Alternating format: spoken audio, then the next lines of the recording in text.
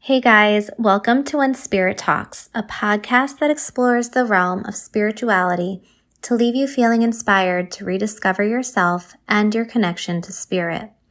I'm Stefanie Ruth, a best-selling author, Reiki Master, and spiritual coach who is ready to help you unlock your intuitive abilities, raise your vibes, and find inner peace on your sacred journey. Now let's dive into spirituality because when spirit talks, it's time to listen. In today's episode, we'll talk about Reiki, what it is, and how it can help you heal. Here we go. Reiki is an ancient healing technique that was rediscovered in Japan by Mikao Usui in the early 1900s. It's an energy healing modality that's used to promote stress reduction and relaxation, which encourages your body to do what it needs to do to heal itself. I always like to say, it reminds me of acupuncture, but without the needles.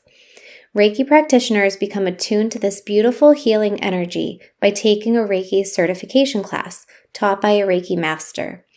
Within that class, the practitioner learns how to become an open channel for the Reiki or life force energy to flow. They hold a sacred space for you to lie down and relax. Then they place their hands on or above your body in certain positions related to specific chakra points and energy centers. This influences the flow of energy within your body. If you're getting a distance Reiki session, your practitioner will connect your energy remotely or via live video and send that same Reiki energy to your subtle energy system in the exact same way. This helps to improve your overall health and wellness. Getting a Reiki session allows you to be immersed in a beautiful, healing, relaxing experience in which your body, mind, and spirit relax, release old, stagnant, or negative energy that is no longer benefiting your highest good. Reiki works to balance your body's energy at a specific moment in time. Since our energy is always changing, based on the internal and external situations we come across, you might have different experiences from one Reiki session to another. Sometimes Reiki can be super relaxing and peaceful. Other times you might find that emotions or old memories are coming up for healing. Whatever you need in that moment is what you will receive. Reiki is spiritually guided. That means it will always go where it needs to go for your highest healing. Now, I've been practicing Reiki since 2011, and I've never ever had the same experience twice. This includes me giving Reiki sessions to hundreds of clients all over the world and practicing Reiki on myself. With that being said, here are some tips to help you make the most of your Reiki session. Number 1 is to wear comfortable clothing. Number 2, be open to receive. Reiki cannot help you break down any energetic walls that you don't want knocked down. Number 3, feel your emotions if they come up. So there are times when you might feel a bit emotional during the Reiki session. It could be that you enter the Reiki room feeling great, amazing, and then all of a sudden you feel really emotional. Totally normal. What's happening is there are energetic patterns, memories, and emotions that are being released. So if you don't feel comfortable releasing them in the room with your Reiki practitioner, allow yourself time when you get home to let those emotions come out. And this is one of the reasons, in addition to not being able to be physically close to the practitioner, why some people prefer distance Reiki sessions. When you're receiving distance Reiki, you're in the privacy of your own home. Unless you prefer live video sessions where your practitioner can see you and hear you, no one can hear you or see you cry. This allows you to feel more comfortable expressing the emotions you need to. The other tip is to release all expectations. Now, your practitioner will ask you if you have a specific intention for the session. But remember that Reiki is spiritually guided and it will go wherever it is needed. Sometimes the things you think need to be healed are not the things that come up for healing in that moment. So trust that whatever comes up for healing is meant to come up. And lastly, get some rest. Allow your body to integrate all of that beautiful Reiki energy when you're sleeping. Reiki will stay with you for a few days after the session. So this means that you should feel any emotions that arise and be gentle with yourself. Now let's get into distance Reiki. If you are getting distance Reiki, you have a few different options. You can set aside time to rest and lie down during the scheduled time. You can sleep, or you can go about your day as usual. It's all a matter of personal preference.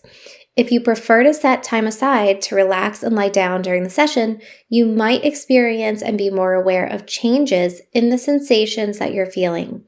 The most common experiences reported are intense feelings of calm, peace, seeing different colors, or feeling changes in temperature.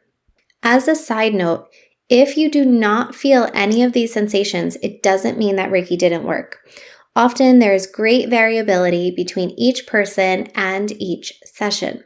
Again, Reiki goes wherever it's needed for the recipient's highest good. You will always benefit from receiving Reiki from a qualified practitioner. The beauty of your body and your higher self is that it knows exactly what it needs to do to heal itself.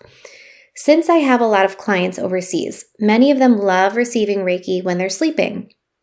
It's a great time to receive Reiki because your body is the most open and relaxed when you're sleeping. There are no intrusive thoughts, hesitations, or energetic barriers that prevent you from receiving. You can also receive distance Reiki when you're going about your day. Again, you don't need to lie down and relax to receive Reiki. You only need to be open to receiving. I remember a specific distance Reiki session where I sent Reiki to a client and I smelled the scent of new shoes.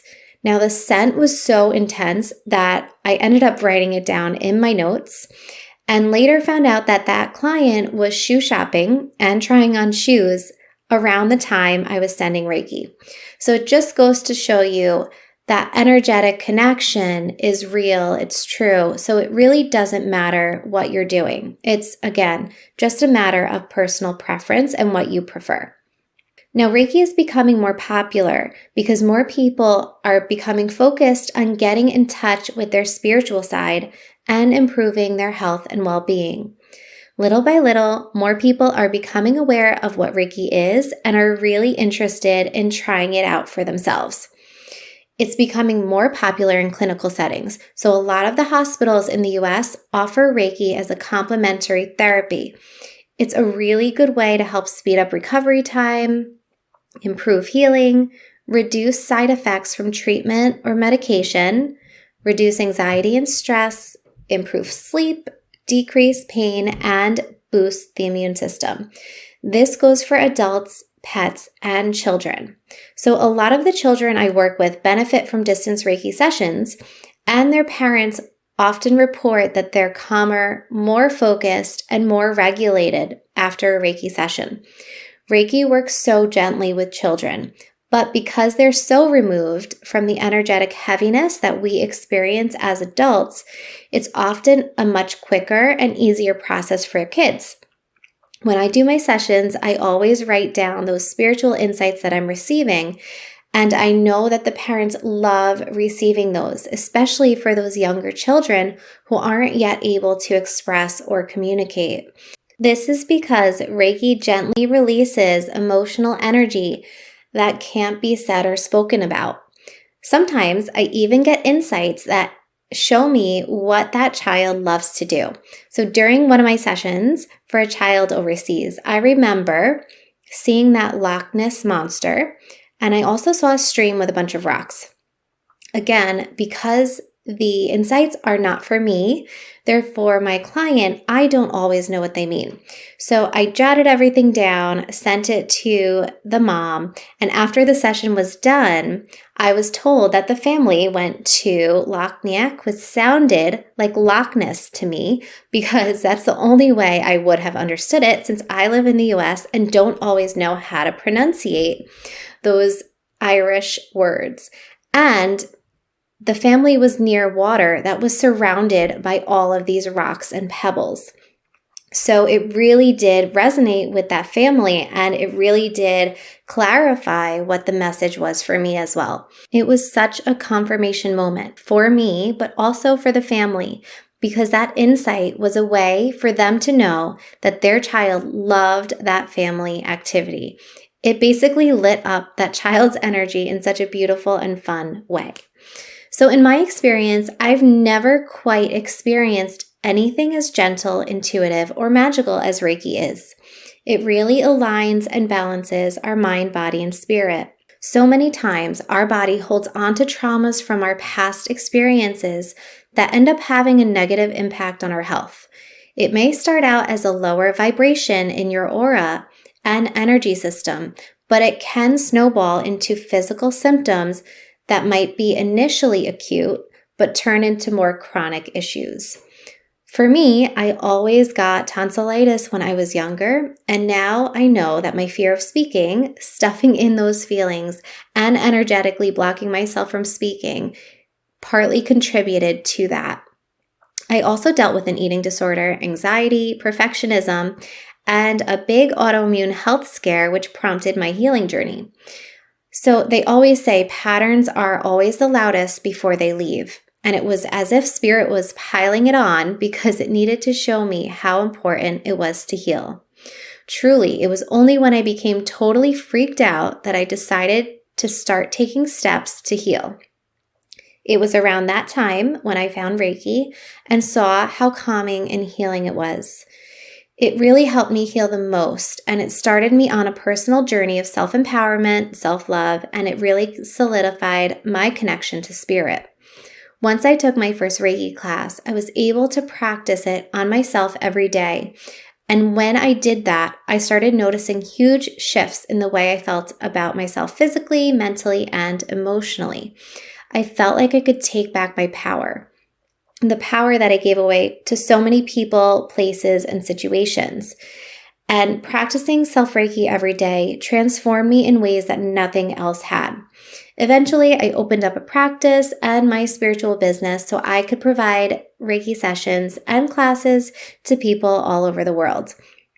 It is amazing and beautiful how Reiki can hold the same significance and power in promoting self-healing regardless of who you are or where you live. Reiki is light, it is love, it is open to all and available at all times for any and all intentions. I've held space for clients and have seen truly amazing things. I've had clients start their own business, heal physical and chronic ailments, flourish after huge life changes, and set better energetic boundaries with people and places. Reiki helps you rebalance your energy so you can be in the best place of being. Reiki does no harm, and it is truly limitless. If you haven't tried it, I do recommend that you do. It is always hard to describe exactly what Reiki is, how it feels, and how it can help you. But once you experience it, you will truly finally understand. You just get it. You feel empowered, lighter, and free. So to book a session with me or to learn more, visit my Instagram in the show notes or my website at liveandbreathereiki.com.